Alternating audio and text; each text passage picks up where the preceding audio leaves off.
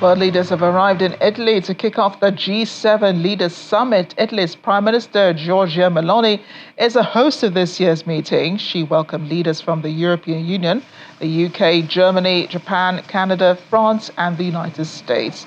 The three-day summit happened in the southern region of Puglia, focuses on global affairs, particularly on the wars in Ukraine and Gaza. Ukrainian President Volodymyr Zelensky is scheduled to arrive for the meeting to rally support for his country against Russian aggression. Ahead of the summit, he said he expects important decisions to be made. Leaders from Africa and the Indo-Pacific region are also expected to partake in the summit to discuss economic cooperation with developing countries as well as migration. Also attending is Pope Francis, who will become the first pontiff to attend the G7 summit. He'll be addressing the issue of artificial intelligence. The Pope has previously called for the global regulation of AI, warning of its danger to human rights and ethics.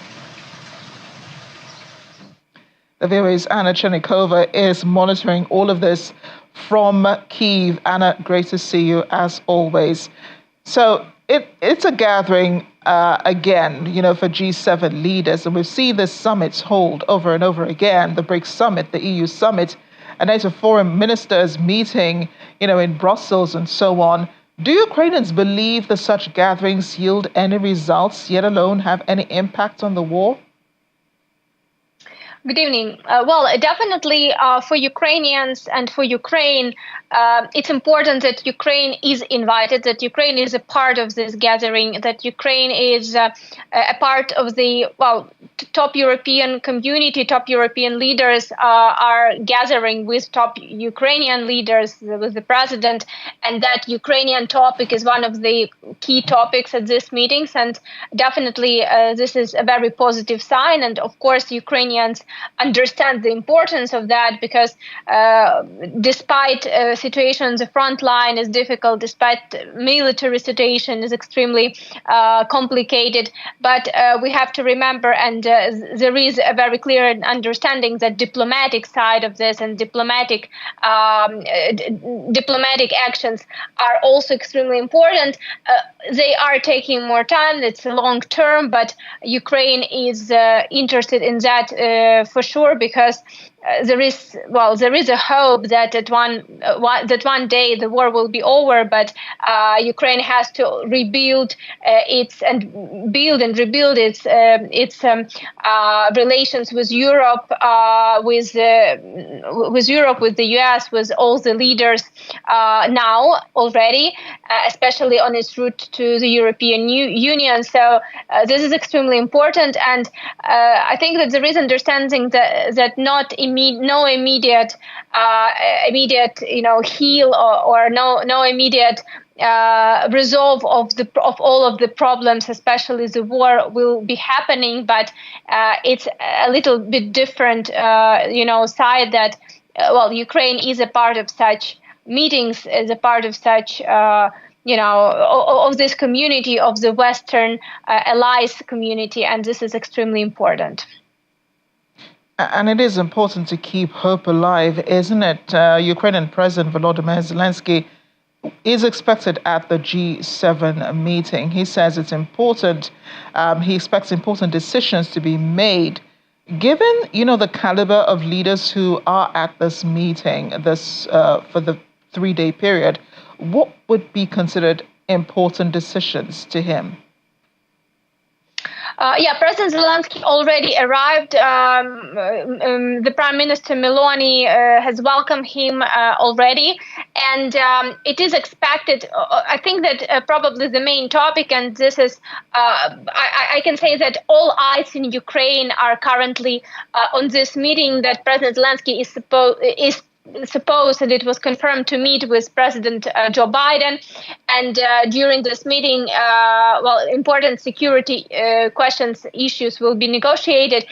And as the result of this meeting, two leaders are supposed to sign a security agreement between Ukraine and US. There are a lot of, cons and pros of this agreement, and positive and negative aspects for Ukrainians from Ukrainian perspective. But mainly, of course, it's a very positive agreement and very important agreement.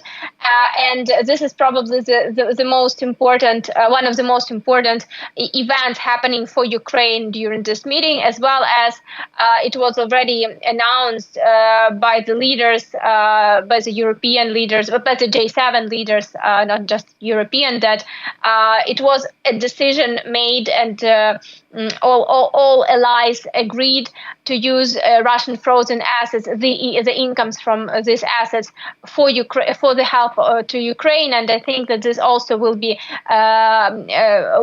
one of the top topics to discuss, and one of the important events, important decisions and decisions announced. And this is probably also what President Zelensky could have mean under very important decisions to be taken.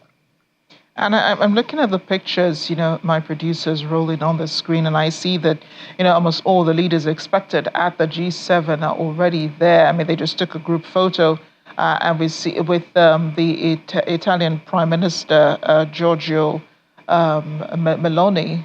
So I know that you mentioned he'll be that's your president, Volodymyr Zelensky, will be meeting with the U.S. President, Joe Biden, on the sidelines of this summit.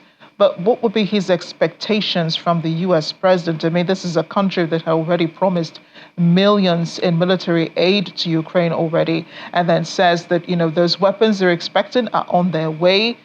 They're trying to get Congress to sign off on a bill to send even more money to Ukraine for military assistance. What else would he be expecting from the U.S. president? I think that at this point, a very important topic for discussion is the upcoming peace summit, which is happening will be happening over the upcoming weekend, and topics which were announced, the main topics for the discussion, which is nuclear safety, which is exchange of prisoners of war and returning of deported, mainly children, as well as product security of the product market.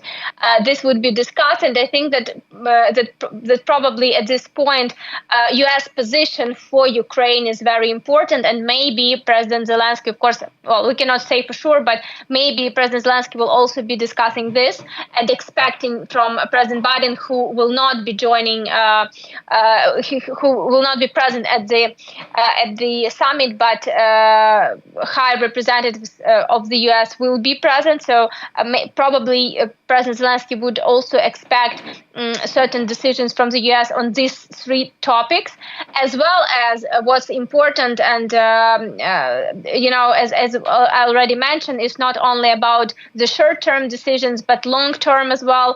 And such meetings are mainly about the long-term prospects, long-term plans, long-term support.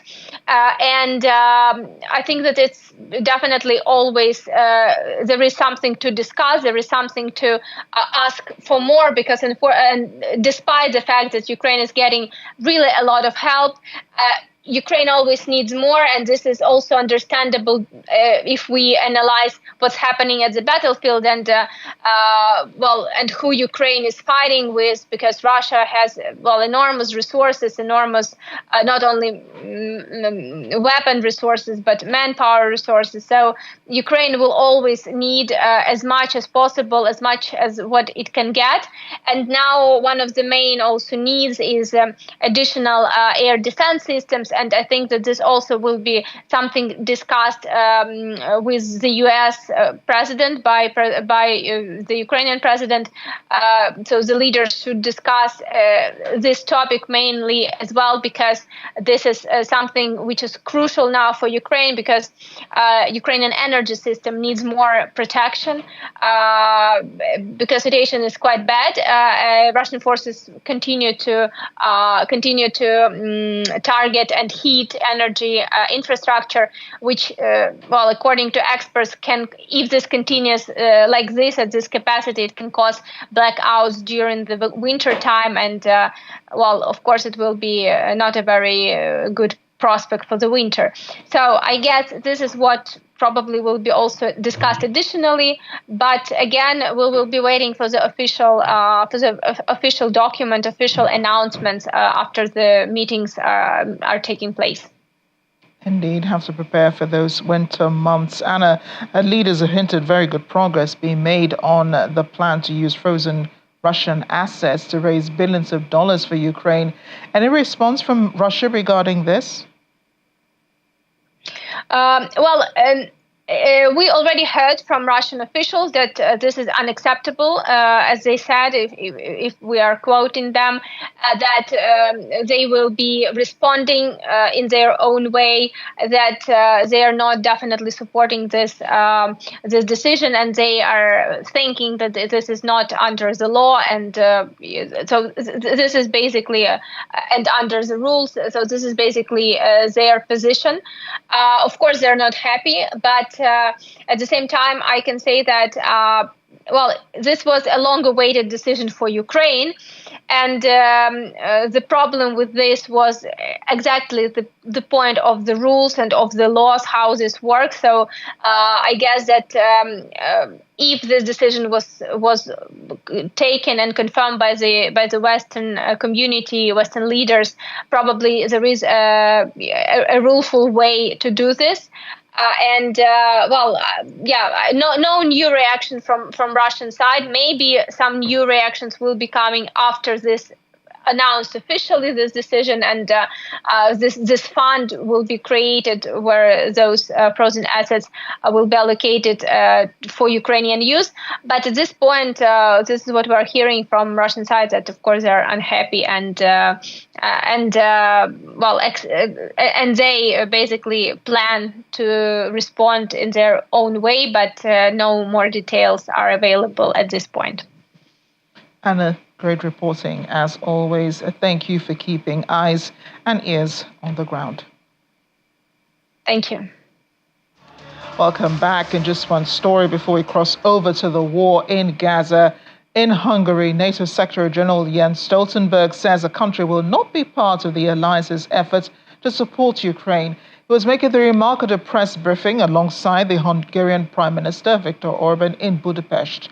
Mr. Orban said Hungary's primary objective is to secure the shortest route to peace, adding that Budapest's position differs from that of the majority of NATO allies.